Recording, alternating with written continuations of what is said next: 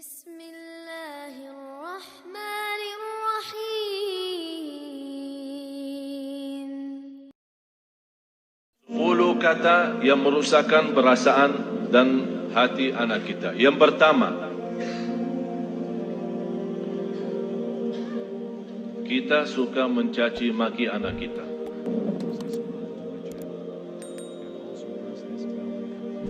Ini sebuah bahaya, apalagi kalau kita lagi emosi. Dan saya selalu sampaikan kepada jemaah, kalau lagi emosi, jauh daripada anak. Jauh. Jangan jadikan anak korban. Saya tidak enak membawa ucapannya karena kita di dalam masjid. Tapi ada banyak yang saya heran mengucapkan kata-kata yang saya malu sampaikan. Sama siapa? Sama anak dia sendiri. Kalau sama orang lain kita malu mengucapkan, apalagi sama anak kita.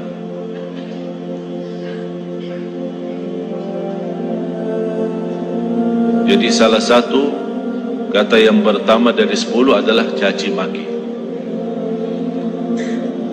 Yang kedua, kita menghina anak kita. Bagaimana menghina anak kita? Di depan kawan-kawannya. Kalau dia bersama kawan-kawannya di dalam kelas atau di sekolah, kita datang jemput atau hantar, tapi kita suka menghina anak kita di hadapan mereka.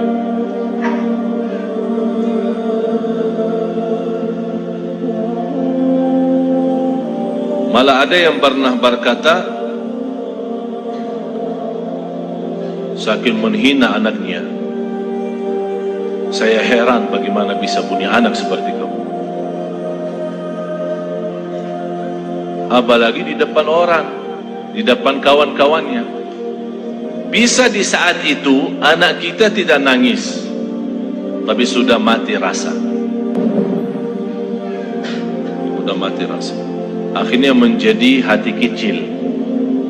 Susah kita bina untuk menjadi anak salih salihah karena kita sudah hancur duluan. Sudah kita hancurkan duluan. Itu yang saya selalu sampaikan. Itulah namanya durhaka orang tua kepada anak sebelum anak durhaka kepada orang tua.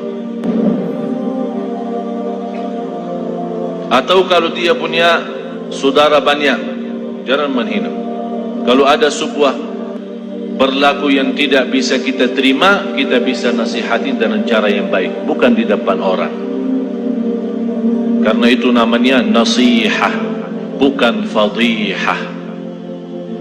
Nasihah adalah mengingatkan dengan cara yang baik, tapi fadihah membukakan aibnya di hadapan orang. Alasannya, niat saya mau nasihatin.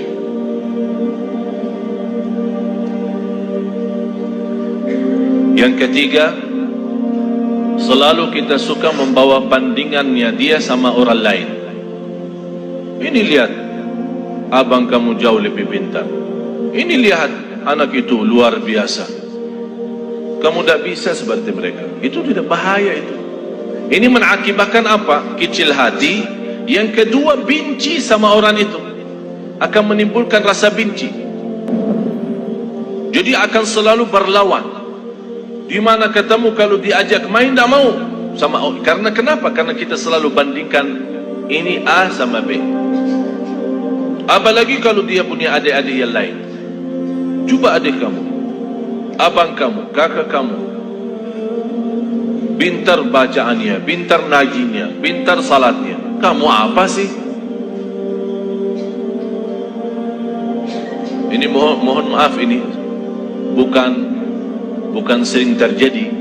Malah saya sendiri mendengar di hadapan saya, ibu yang membawa 3 anak, yang dinyakiti perasaannya 1. Bahaya lidah itu.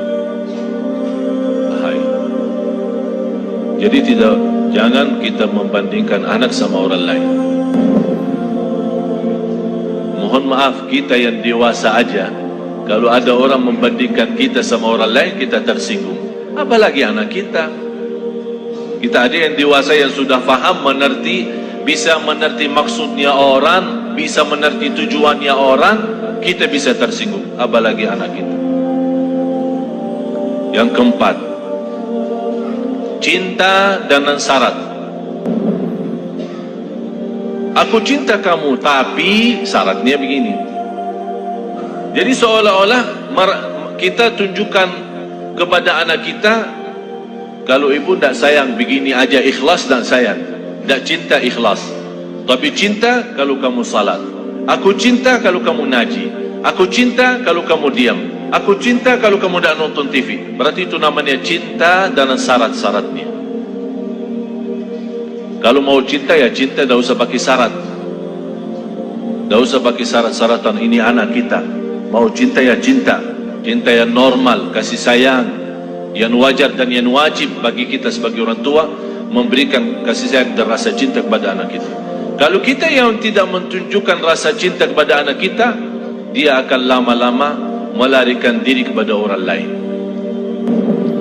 Memang mohon maaf Bapak Ibu, bisa anak kita karena dia kecil tidak mengerti menyampaikan perasaannya, tapi dia mampu menyampaikan perasaannya dari hal berlakunya. Begitu dia melihat seorang yang memberikan perhatian dan kasih sayang, biarpun orang itu bukan keluarganya, orang jauh, begitu dia ketemu orangnya, dia malah lari peluk orang itu. Sepertinya kehilangan rasa sayang di rumahnya. Dan banyak saya perhatiin anak-anak yang datang kepada saya begitu melihat anaknya sambil peluk dan cium saya bilang dalam hati saya, kasihan, kehilangan rasa cinta dan sayang dalam rumahnya. Yang kelima, kita menyampaikan kepada anak kita info-info atau informasi yang salah. Maksudnya apa informasi yang salah? Laki-laki tidak boleh nangis. Siapa yang bilang? Bapak-bapak nangis enggak? Nangis kan? Berarti salah kita berkata sama anak kita, kalau laki-laki tidak boleh nangis. Siapa yang bilang? Biarin dia nangis. Kalau dia nangis, ayo nangis lagi sayang. Bukan laki-laki tidak boleh nangis. Itu membuat apa? Mengakibatkan sakit jiwa. Karena setiap dia mau nangis, dia bertahan. Alasannya informasi yang salah, laki-laki tidak boleh nangis. Akhirnya dia tahan-tahan, menjadi beban, lama-lama sakit jiwa. Betul, ini betul. Jangan dianggap, tidak terlalu. Terlalu.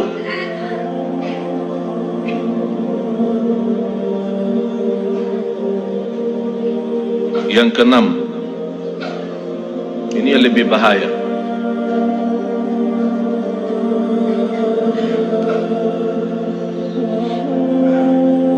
Kita selalu memberikan ancaman. Ayo makan habisin, kalau tidak datang hantu.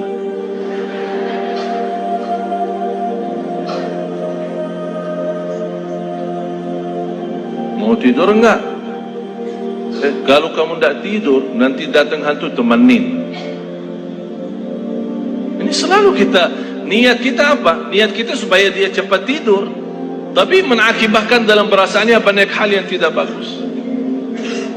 Padahal anak kita dari sisi psikologi jiwa dan akal, dari usia 2 tahun sampai 6 tahun dia mampu menguasai 7 bahasa.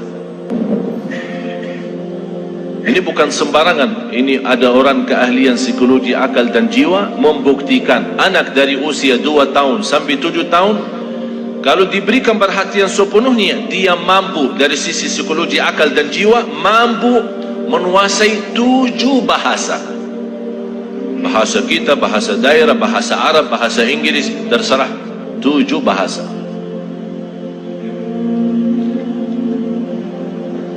Tapi kenapa kita sia-siakan kesempatan ini yang emas yang luar biasa? Kenapa kita siakan? Yang ketujuh,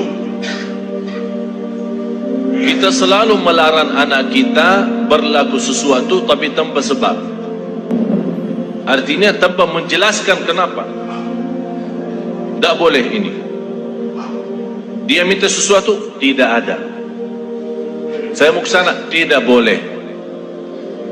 Saya tidak ada, diam sini. Jadi kita suka larang, tidak boleh, tidak ada, tidak bisa, tapi kita tanpa menjelaskan sebabnya. Kalau anda mau larang, tolong jelasin sebabnya. Tak boleh nonton TV kalau sudah malam, karena nanti mengganggu matamu. Ini ada alasan kenapa kita larang. Kalau makan sampai habiskan makanannya, karena di dalam makanan ada barakah. Kita tidak tahu di barakahnya yang di mana.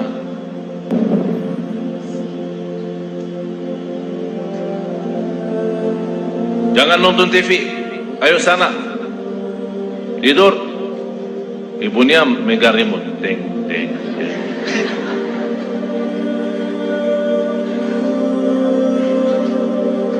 Anak kita bisa pendiam ya. Mungkin ada di antara anak ibu-ibu yang suka lawan. Tapi ada yang diam sudah masuk ke kamarnya. Tapi Allah Maha tahu perasaannya apa di saat itu. Dilarang nonton TV, malah ibunya enak-enak nonton TV.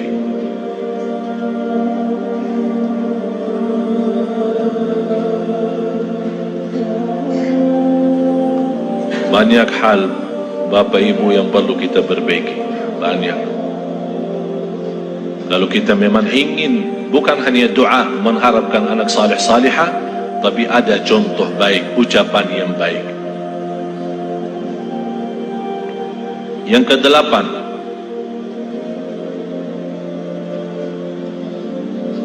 menghancurkan perasaan atau menghancurkan kepercayaan anak terhadap dirinya. Kamu bodoh selama-lamanya, tak bakal jadi pintar. Astaghfirullahaladzim, ada orang sejahat itu. Jadi walaupun dia sudah ada niat untuk berikhtiar, berusaha, kita sudah habis-habisan, tak ada. Memang kamu diciptakan oleh Allah bodoh seperti ini. Saya nyesal punya anak seperti kamu. Saya benci hari kelahiran kamu. Bapak Ibu, saya mengucapkan ini bukan dari saya. Saya punya telinga mendengar apa yang kata orang. Masa saya benci hari kelahiranku, hari kelahiran kamu? Jadi seolah-olah mengikatkan hari kelahiran anak kita hari misal Sabtu. Jadi saya benci Sabtu gara-gara kamu. Ya Allah, ini sudah betul-betul menghancurkan total anak kita. Yang kesembilan, kita berdoa terhadap anak kita doa yang buruk. Saking kesal perasaan kita sama anak kita, dan dia keluar dari rumah tanpa minta izin dan ridha kita, langsung kita, mudah-mudahan kamu celaka. Rasulullah sallallahu alaihi wasallam melarang orang tua mendoakan anaknya buruk. Kalau terjadi diijabah doanya akan nyesal, kata Rasulullah. Biarpun ibunya, biarpun bapaknya betul-betul sakit hati sama anak, begitu dia mendoakan celaka, terjadi kecelakaan itu, pasti dia nyesal dan sedih, bisa nangis, dan bisa tidak memaafkan dirinya terhadap apa yang telah dia ucapkan. Kalau anda tidak mampu saking sakit hati sama anak kita, tidak bisa mendoakan baik, kembali lagi lebih baik diam. Kalau tidak bisa berdoa baik, lebih baik diam. Tapi bahaya, jangan mendoakan anak ini celaka. Salah satu kawan saya yang pernah saya ceritakan, yang punya 3 impian, 3 harapan, ingin kembali sihat karena dia sekarang sakit lumpuh dari umur usia 18 sampai sekarang hampir 40-an. Dari umur 18 tahun sekarang 40-an sampai sekarang dia dalam kondisi lumpuh total, tak bisa bergerak sama sekali, masih bisa berbicara saja. Di antara harapan beliau sebagaimana saya pernah jelaskan, ingin kembali sihat wal afiat supaya bisa megang Al-Quran, ingin kembali sihat wal afiat supaya bisa nikmati sujud, ingin kembali sihat wal afiat supaya bisa memeluk orang tua dan mencium orang tua. Akibat sakitnya dia sampai dari sekian tahun, dari sejak 18 tahun umurnya sampai sekarang 40, sebabnya dia terjadi begini adalah doa orang tuanya. Karena dia pernah pulang tidak ke sekolah, orang tuanya tanya, kamu sudah sekolah hari ini enggak? Setahu saya sudah antar ke sekolah, tapi saya dapat informasi kamu tidak masuk, malah kamu larikan diri sama kawan-kawan kemana. Kata anaknya, bohong yang bawa fitnah itu. Saya sudah ke sekolah. Ya namanya anak-anak mau larikan diri dari tanggung jawab orang tuanya, dia bohong. Lebih baik berbohong katanya. Apa kata ayahnya? Kalau kamu bohong, mudah-mudahan celaka hari ini. Pergi sama kawan-kawan, ini cerita sendiri dia menceritakan. Pergi sama kawan-kawannya kepada satu tempat hiburan yang ada kolam renang. Kemudian dia naik sebuah tempat tembok yang agak lumayan tinggi. Kemudian mau loncat ke dalam kolam itu. Begitu dia loncat, kepalanya kena. Padahal lantai bawah terlalu dalam, tapi bisa kena. Kepalanya terputus salah satu saraf di bagian lehernya, mengakibatkan lumpuh total, tidak bisa bergerak sama sekali. Orang tuanya menyesal karena telah mendoakan seperti itu.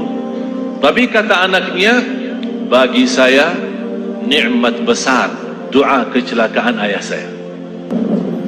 Kenapa? Karena dengan doa dalam kondisi ini baru saya bisa kenal Allah lebih dalam, dan alhamdulillah beliau sudah menghafal Al-Quran 30 juz.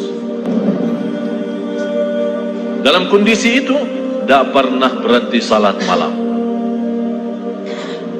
Dan Masya Allah setiap di sana sini dari masjid ke masjid memberikan ceramah.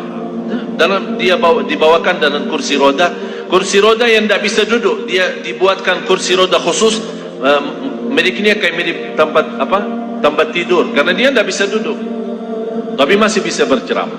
Saya kemarin berusaha untuk mengundang beliau datang kemari, tapi masih kita harap mudah-mudahan bisa. Dan kemarin beliau mengundang saya acara pernikahannya. Subhanallah, ibu saya menceritakan istrinya cantik luar biasa. Sambil orang bertanya sama istrinya, apa yang kamu harapkan sama seorang seperti ini keadaannya? Dia berkata, saya harap masuk surga lewat si Abdullah ini. Jadi saya tidak harap apa-apa, tapi saya harap bantu dia seikhlas-ikhlasnya. Saya yang akan bersihkan, saya yang akan rapikan, saya akan pakai bajunya sama semua, karena saya harap lewat dia masuk.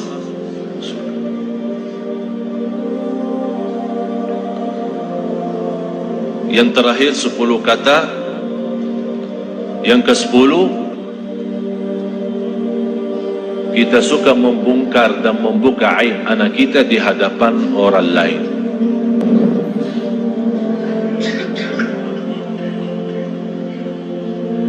Ini anakku dah ada malunya, kalau tidur suka kencing di atas tempat tidurnya, suka buang air di tempat tidur. Capek aku setiap hari bersihin tempat tidurnya karena bekas kencingnya. Ini kan dicerita sama kawan-kawannya di sekolah. Apa yang akan terjadi? Kawan-kawannya apa? Senang atau gimana? Kesempatan kan? Setiap dia datang,